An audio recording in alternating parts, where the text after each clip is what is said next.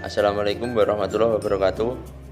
Kami dari kelompok 6 mata kuliah Ekonomi Industri akan menjelaskan materi tentang ketegaran harga. Sebelumnya anggota kami dari kelompok 6 adalah yang pertama Khair binti Masadah NIM 359, kemudian Lita Soleka NIM 353, dan saya sendiri Dimas Cokrobono NIM 380, dan yang terakhir adalah Elva Inayasari NIM 387. Baik, tanpa memperlama waktu lagi, mari kita langsung saja masuk ke materi pertama. Kepada pemateri pertama, dipersilakan.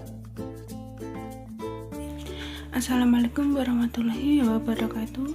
Perkenalkan, nama saya Khair binti Masadah dengan NIM 359 akan menyampaikan materi dari mata kuliah Ekonomi Industri yang berjudul ketegaran harga atau price rigidity.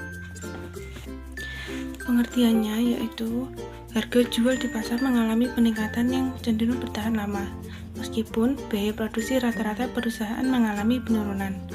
Harga jual di pasaran tidak mengalami penurunan. Pada kejadian ekonomi sehari-hari, sering kita jumpai sekali harga jual di pasaran mengalami peningkatan, maka harga itu cenderung bertahan untuk masa yang cukup lama. Bahkan meskipun biaya produksi rata-rata perusahaan industri mengalami penurunan, harga jual barang di pasaran tidak juga mengalami penurunan. Harga jual di pasaran tidak fleksibel terhadap penyesuaian faktor lainnya yang terjadi di dalam perekonomian.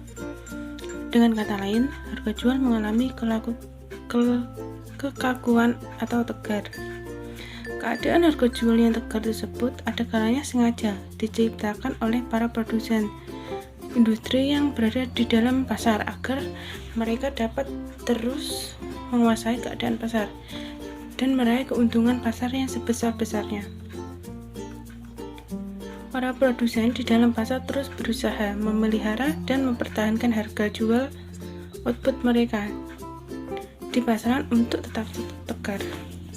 Walaupun masyarakat menghendaki pasaran untuk tetap tegar, walaupun masyarakat menghendaki terjadinya perubahan itu. Dengan demikian, melalui harga jual yang tegar yang mereka ciptakan, maka perusahaan industri dapat meraih keuntungan yang dari pasar yang sebesar-besarnya. Di setiap pasar, di mana produsennya bertujuan memaksimumkan keuntungan, pada dasarnya harga jual pasar terjadi dapat saja menjadi tegar. Menurut Stigler, kekuatan-kekuatan yang membuat harga-harga menjadi tegar peluangnya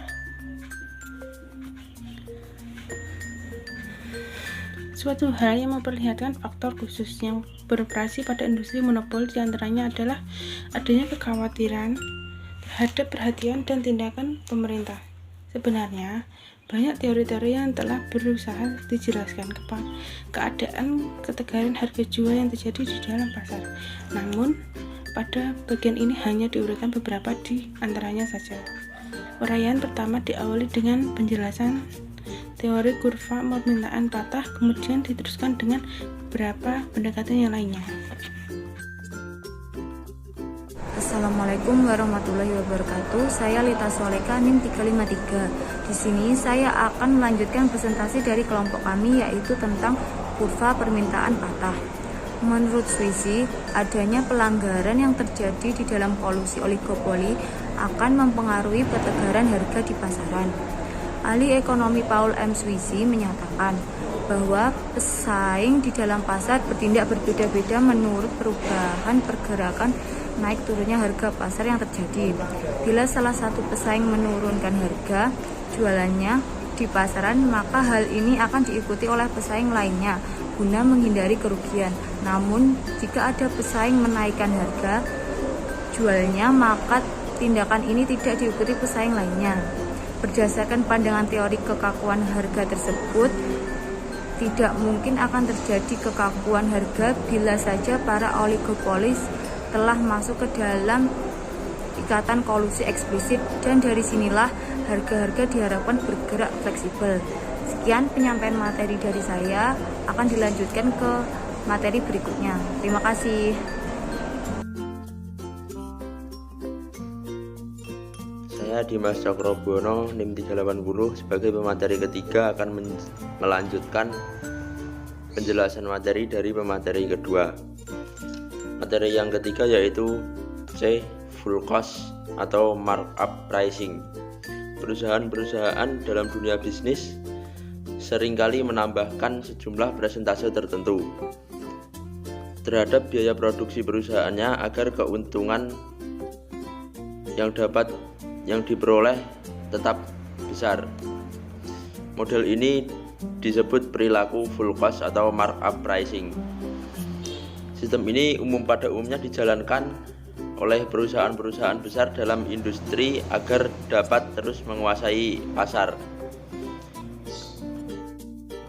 Formula guna menentukan harga jual output dengan menambahkan sejumlah bagian tertentu atas biaya produksi dapat ditulis sebagai berikut, yaitu bisa dilihat pada PowerPoint.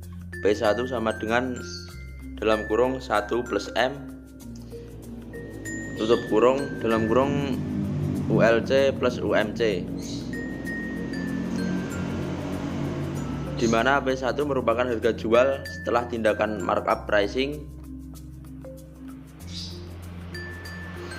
Kemudian ULC merupakan biaya-biaya rata-rata input tenaga kerja, dan UMC merupakan biaya rata-rata bahan baku.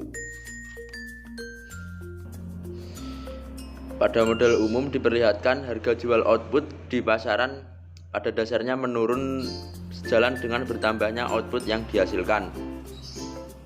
Biaya implisit perusahaan akan terus menurun sebagai akibat bertambahnya output yang dihasilkan oleh perusahaan. Selanjutnya biaya produksi rata-rata menurun sehingga harga jual output di pasaran turut menurun pula. Namun akibat adanya kehendak produsen oligopolis untuk meraih keuntungan pasar yang lebih besar, maka oligopolis tidak lagi berproduksi pada biaya marginal sama dengan penerimaan marginal.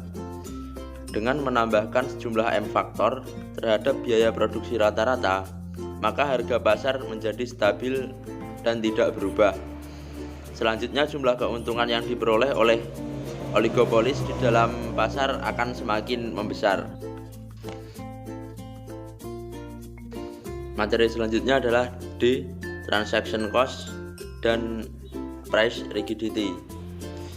Selanjutnya biaya-biaya transaksi atau transaction cost dapat pula mempengaruhi kekakuan harga yang terjadi di dalam pasar. Walaupun di dalam situasi tanpa adanya interaksi oligopolis, biaya-biaya transaksi meliputi biaya untuk membuat daftar harga baru, pengeluaran untuk mendistribusikan barang ke pelanggan, dan biaya para sales yang bertugas memberikan informasi kepada pelanggan tentang harga baru tersebut. Sekian materi yang saya sampaikan. Materi terakhir akan disampaikan oleh pemateri selanjutnya. Terima kasih.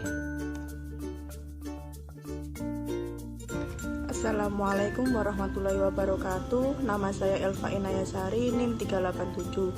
Saya di sini akan melanjutkan materi dari pemateri sebelumnya. Materi selanjutnya adalah cost of changing price. Dalam teori ekonomi mikro tradisional, kita mengenal kurva biaya produksi rata-rata jangka panjang adalah menyerupai bentuk U.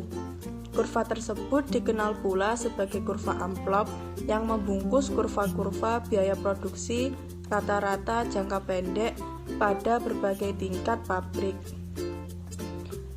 Bakwati menunjukkan kurva biaya produksi rata-rata perusahaan jangka panjang menyerupai bentuk L atau L slope.